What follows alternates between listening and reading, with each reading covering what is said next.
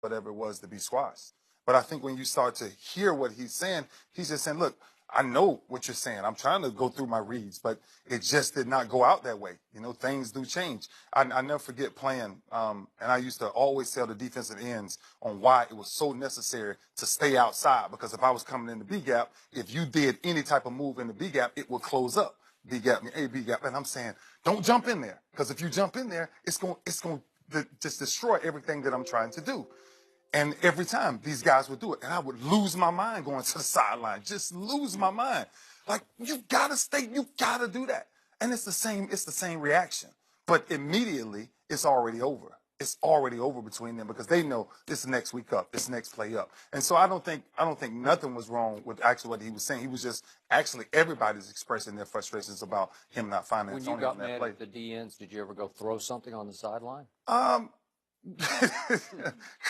Crazy enough, I have. Oh, Yeah, yeah. Which was what? You know what? I tell you, one of the stories that really brings me back to this was we was playing the Jets, and Mike Nolan and Mike Singletary. Mike Nolan was the defensive coordinator, and Mike Singletary was my linebacker coach. And it was really interesting because on the field, I knew that they was about to run the ball, but we were in a pass defense, and they run the ball and they get 7-8 yards, and I get hit in my mouth, and I'm mad, and I'm just going crazy, and I'm on the field. And I get to the sideline, and I'm losing my mind. I'm throwing stuff, and Mike Singletary says, "Come here. What are you doing?" He was like, "You can't do this. Not here." What did you throw? A towel or a...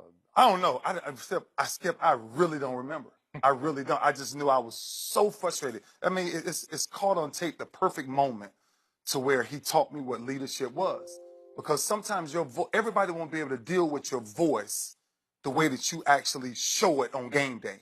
Okay, but that was Mike Singletary telling you that. That's, okay? I think from being in Todd Haley, you know, right? Well, I think he was frustrated. It wasn't Todd Haley he was frustrated with. I think it was Ben Roethlisberger he was frustrated with. Yeah, so. I don't get it. I don't get it. Mm-hmm. I never ask more than I'm willing to give. I never cursed a coach in all my years, because I expected that in return. Because Mayor Porter didn't raise no SOBs. Mm-hmm. Mayor Porter didn't raise no mofos. So I wasn't going to call you out your name. Don't call me out of mine. I'm not going to throw it. I get it. Skip, when you practice a play, and it's like, if they get this defense, we're going to get the play that I always give Tony a hard time. Skip, we ran that play. I think we called that play twice the whole week of practice. And I'm saying to myself, I'm going into the game. We ain't going to run this play. Because I'm wide open. I'm running wide open down the middle. We're not gonna, ain't no way they're going to call this. They're not going to play this defense. And lo and behold, they did. But then they called a play, worked on it like 5 times against Detroit. On this area of the field, you backed up. We come out in this formation. They're 100% cover 2. I'm saying to myself, I'm going to hit my head on the goalpost. 90 yards. Woo! I'm going to pick them up and put them down. Call the play. Jake Plummer check the ball down in the flat. Boy, Skip. See, he wouldn't call that John Elway like Woo! Jake Plummer, fair game. No. But see, the thing is with John didn't like you to show him up. And I get it. Because I didn't want you showing me up. Because don't you be coming over there talking about I ran the wrong route and you throw stuff, because you and I going to have a problem. Skip, everybody's competitive. Everybody wants to win. But what I'm starting to see, guys think winning and competitiveness is mutually exclusive to them. Everybody in the NFL is competitive. That's how they got there. Everybody wants to win.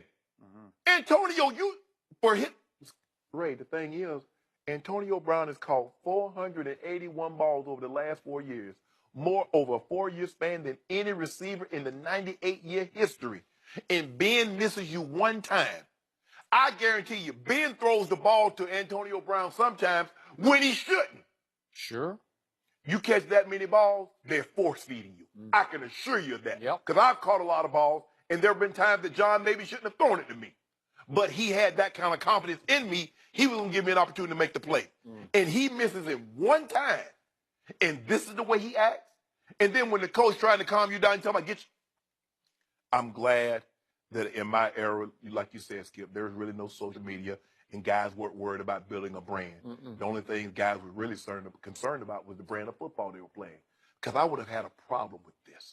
I really would. Which is why. Let's do hypothetical 2000 Ravens, you and you, and let's say Antonio Brown is your wideout, and he throws this tantrum and throws the cooler onto the field, I promise you, before you left the stadium that night, if it was a home game, you would have pulled him aside and had a little conversation about. Oh, before we go back in the next series. Maybe in the next series, maybe, but definitely after everything had subsided, you would have a conversation, and you would have a conversation, and it would end it. But if I bring the current Antonio with Twitter, Instagram, Facebook into your context of 2000, I think he'd laugh at you. I do, because he's his own brand now, and he just got his money. He got, what was it, 4 years, $68 million, after he pulled that Facebook Live stunt in the locker room of the playoff win at Kansas City, when he put his coach on live Facebook as he was delivering his post-game remarks, which is violating, obviously, the sanctity of the locker room. Correct. And nobody chastised him for that. He didn't get punished for that. They went right on to Foxborough and lost the AFC Championship game, and then he got his money. What do you think he thinks? He's empowered, man. He can do whatever he wants to do. He was basically calling out or acting out against his quarterback, because that's putting Ben on the spot. And it was very interesting. Ben didn't have any problem right after the game when he just shrugged it off, said, oh, he's a competitor. And then after Mike Tomlin didn't call out Antonio, then Ben slept on it for a night, and on his radio gig in Pittsburgh, he said, I'm not calling out AB. He called him out. Yeah. And again, that could have been a private conversation, like you guys were talking about. You had your differences, and you said, we've done enough on camera. Maybe Ben should have done this privately, but I think he was so stung by it that he felt like he had to fight fire with fire. He got shown up and called out on TV after he saw the highlight, right? With any situation, you got to be careful how you reward their behavior. Yeah.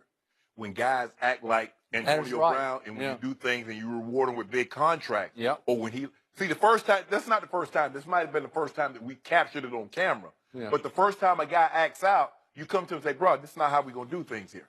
And you nip that in the bud. Okay, but I don't know if you can nip this guy. No, not too nothing. It's too late. He done got too big now. You can't train a dog to unbite. I mean, this is because you rewarded him. Why? 136 passes, 129 passes, 124 passes. You gave him 4 years, $68 million. So what's the drawback for him acting like this? I'm gonna get 11 targets a game. I'm gonna get my money. I'm gonna end the season with more catches than anybody. So what's the fun? What's the deterrent for me doing this? So at some point in time, just be a professional. You play a dependent position, and everybody wants to catch the football. Everybody wants competitive. You can't make this. Sure, you know this. You don't get to this level without being competitive. You weren't the last guy getting picked. You were always the guy. Pop Warner, JV, high school, college, you were the guy. There are very few guys that make it to this level that at some point in time, at some level, they weren't the guy. Yep. But the point is, this is no longer Ray Lewis's and Shannon Sharp's NFL. This is a new age, man. Yeah, it is. New day. I don't think you could counsel him. I don't think you could get through to him now the way you could have in 2000. Well, you got to get to him when they're young, when they come in as rookies.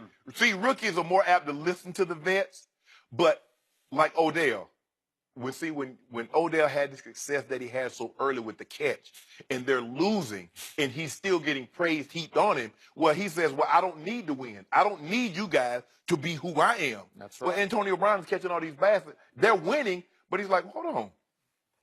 I'm going to catch 11, 12 passes a game. I'm going to get all pro, and I'm going to get all this notoriety, and Facebook going to pay me money to put stuff on this. Yep. There's no deterrent for me to act in the way I act. And I promise you, Odell Beckham Jr. still wants to be the highest paid player in the whole National Football League, and they're 0-4. And he's still got his clothing line and his brand, right? Yeah, well, you keep buying them skinny jeans, so, I mean, he's going to keep his clothing. I do. I buy his stuff, man. I can't help myself. You wearing skinny jeans for what? For why? The point is, you don't have to necessarily be a winner or Super Bowl winner or that level to be professional. To have a huge brand anymore, like you just said. Oh yeah, no. That you don't need that. Giants are 4. That hasn't affected Odell at all. What's on all these networks? Reality TV. And what are they doing? Acting a fool. That sells. You can get me a reality. You have one. I'm gonna get hey, You have one. Hey, y'all need to come over and get me on this dog. Well, you're acting a fool. Y'all want to get me on that dog and them black and Who mild? will be the Heisman favorite? We'll discuss that with Joel Klatt next. Thank you, Ray.